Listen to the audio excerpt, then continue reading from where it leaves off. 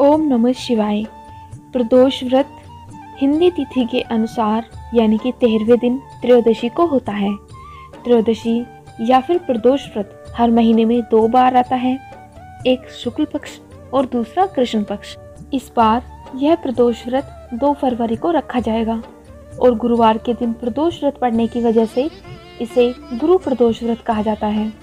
गुरु प्रदोष व्रत भगवान शिव को समर्पित है और इस दिन उनके साथ पूरे शिव परिवार का पूजन विधि विधान के साथ किया जाता है और यह प्रदोष व्रत करने से मनुष्य के सभी पाप धुल जाते हैं और उन्हें शिव धाम की प्राप्ति होती है।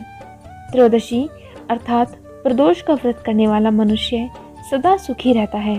उसके संपूर्ण पापों का नाश इस व्रत से ही हो जाता है।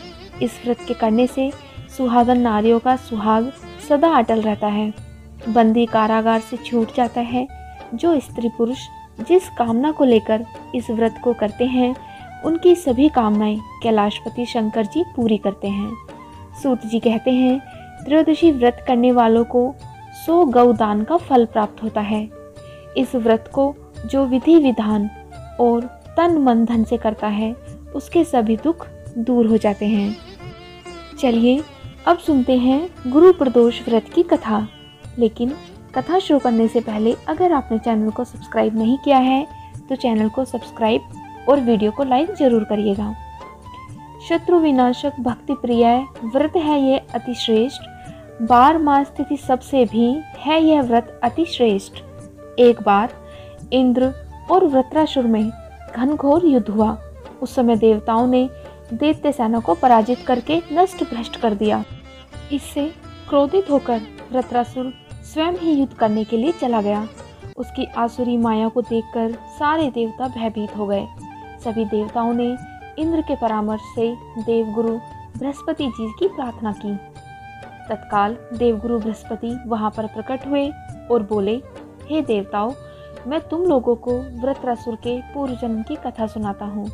वृत्रासुर बहुत बड़ा तपस्वी था। उसने गंधमान पर्वत पर कई वर्षों तक महादेव की तपस्या करके उन्हें प्रसन्न किया। पूर्व जन्म में वृत्रासुर चित्ररथ नाम का राजा था। तुम्हारे समीपस्थ जो सुमेय वन है वह उसी राज्य का राजा था। साधु प्रवृत्ति विचारवान महात्मा उस वन में आनंद लेते हैं। यह भगवान के दर्शन की अनुपम भूमि है। एक समय चित्ररथ कैलाश पर्वत पर महादेव के दर्शन हेतु गया।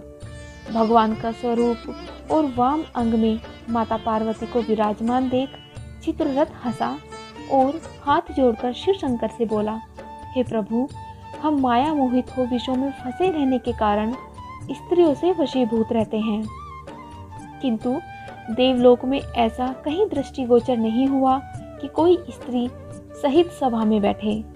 चित्ररथ के ये वचन सुनकर सर्वव्यापी भगवान शिव शंकर हंसकर बोले कि हे राजन, मेरा व्यवहारिक दृष्टिकोण पृथक है। मैंने मृत्युदाता कालकूट महाविष का पान किया है, फिर भी तुम साधारण जनों की भांति मेरी हंसी उड़ाते हो। तभी पार्वती क्रोधित होकर चित्ररथ की ओर देखती हुई बोली, ओ दुष्ट, तूने सर्वव्यापी महेश्वर के साथ मेरी हंसी उड़ाई है। तुझे अपने कर्मों का फल भोगना पड़ेगा। उपस्थित सभासद महान विशुद्ध प्रकृति के शास्त्र तत्वान्वेषी हैं और सनक सनंदन सनत कुमार हैं। ये सर्व अज्ञान के नष्ट हो जाने पर शिव भक्ति में तत्पर हैं। अरे मूर्ख राज, तू अति चतुर है, अतएव मैं तुझे वह शिक्षा दूंगी कि फिर तू ऐसे संतों के मजाक का दुस्साहस ही ना करेगा। अब तू दैत्य स्वरूप धारण कर विमान से नीचे गिरे। तुझे मैं शाप देती हूँ कि तू अभी पृथ्वी पर चला जा। जब जगदम्बा भवानी ने चित्ररथ को ये शाप दिया तो वह तत्क्षण विमान से गिरकर राक्षस योनि को प्राप्त हो गया और प्रख्यात महासुर नाम से प्रसिद्ध हुआ। त्वष्टा नामक ऋषि ने उसे श्रेष्ठ तप से उत्पन्न किया और वही महिषासुर वृत्रासुर ने शिव भक्ति में लीन होकर ब्रह्मचर्य का पालन करके महादेव को प्रसन्न किया। इस कारण से तुम उसे नहीं हरा सकते। अतः वृत्रासुर को युद्ध में जीतने के लिए तुम लोगों को गुरुवार त्रयोदशी यानी कि प्रदोष व्रत को करना होगा, जिससे भगवान शिव प्रसन्न हो। उसके संहार का आशीर्वाद आप लोगों को प्रदान करें।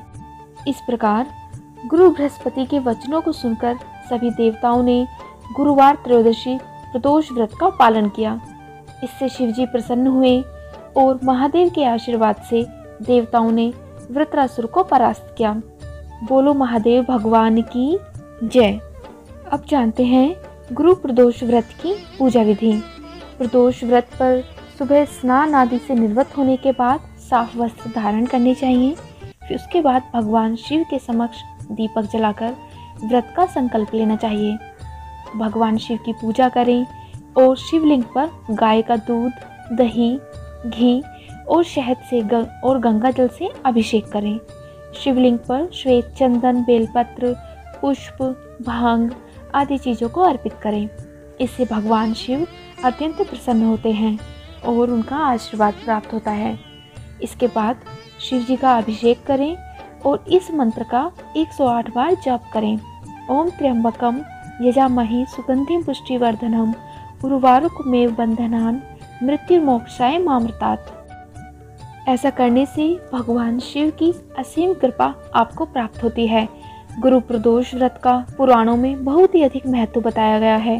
पुराणों के अनुसार एक प्रदोष व्रत करने से 2 गाय दान करने का पुण्य मिलता है।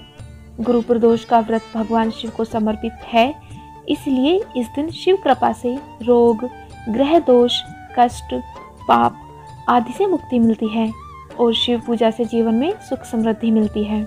आज की वीडियो में इतना ही। भगवान शिव अपनी कृपा हम सभी पर बनाए रखें। ओम नमः